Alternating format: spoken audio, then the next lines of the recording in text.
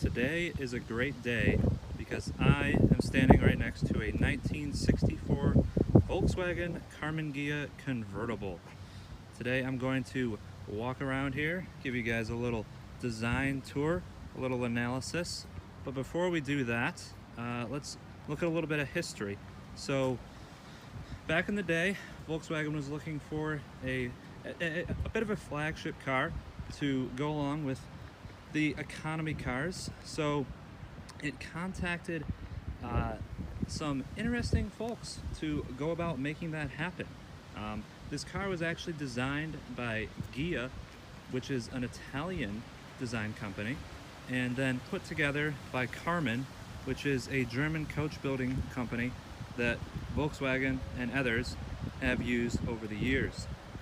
So the actual design is Ghia, and if you know much of this car's history, then you may already know about the relationship between this and the Chrysler d'Elegance concept. So that vehicle is also designed by Ghia, and they bear a striking resemblance. So especially this little kick up from the door into the fender here. It's a very distinctive part of this entire design. But one of the coolest parts about this car is that all of them were hand-built, all hand-welded, all of them put together in Germany in Karman's plant. So a lot of people will say that not a single one of them is the same. This is the first one that I've actually gotten into, but part of that, the coolness factor of that is that the entire body is pretty much one. So you're not left with a bunch of cut and seam lines in here like in many other automobiles. So the only actual pieces that are not one piece with this body and welded together, you have the engine cover, the doors, and then of course the hood. This is a storage compartment up here though. But for the most part, this car is all one piece. You can see how the fender goes into the actual front of the hood here. It goes all the way up into the cowl. It's a very, very interesting design, and this one specifically is the convertible. Of course, the top is down. It's a sunny day. But many consider this to be one of the best looking Volkswagens ever made. I'm not far off from that opinion. It's a pretty special looking design. So you can obviously tell, no big grille up front. The engine is in back. It's air cooled. This is of course based off the Beetle of the time, so the chassis is actually a little bit wider than a Beetle, but uses similar running gear, same engine, working with about 40 horsepower. So let's check out some details here. So here's Karman Ghia, your little badge here. I'm sure you've probably seen that on any Karman Ghia you pass by. Love these little tiny little exhaust tips back here. Perfect from the era. A lot of bright work on the back. Tons and tons of chrome back here. Really sets off the red paint nicely. You have this little hood over the license plate for the light. The actual taillights, very petite, very small. The wheels, also chrome. Really great looking wheels on this. Love the chrome down the side as well.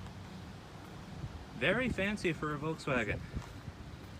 And then once again, you come up front here, tons of chrome.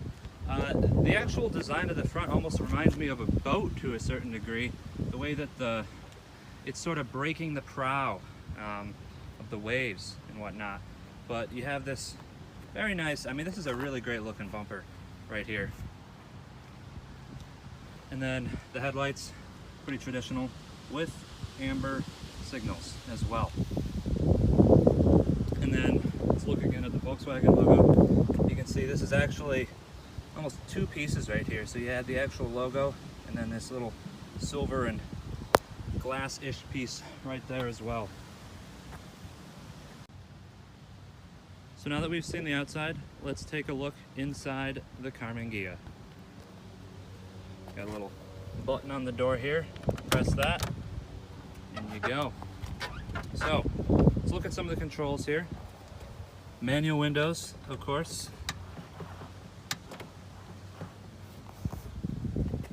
then I have a few buttons over here. These guys are actually for the defroster system. This pull right here is for the front trunk, front storage.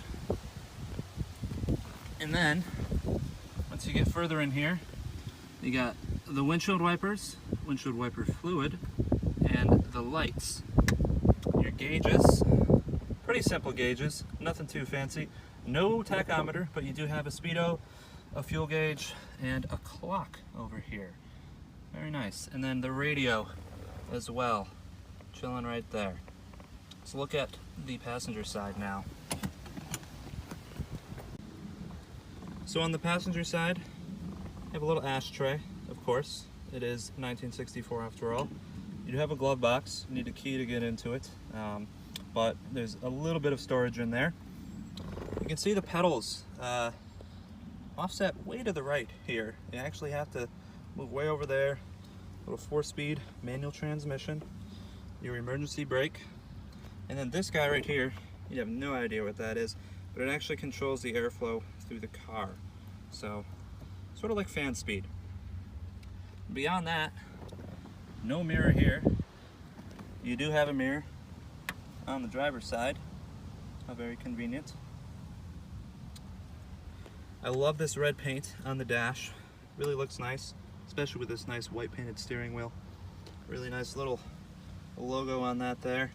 I'm not really sure what that means. Maybe you guys in the comments can tell me. In case you did want to get to the back, this seat just pulls on forward. No straps, no nothing. And then looks like a shelf you have right here. But if you were to actually put this top up, you have the back seat. As it is, it stops the back seat from going up with the top down. So it's only a 2-seater with the top down. Maybe you could sit back there. You probably don't want to. But yes, you do have a few extra seats back there.